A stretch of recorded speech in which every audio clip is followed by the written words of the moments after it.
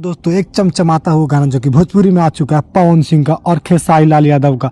तो हम दोनों में तुलना करेंगे जो कि कौन अभी आगे चल रहा है, किसका गाना जो कि अभी मार्केट में चल रहा।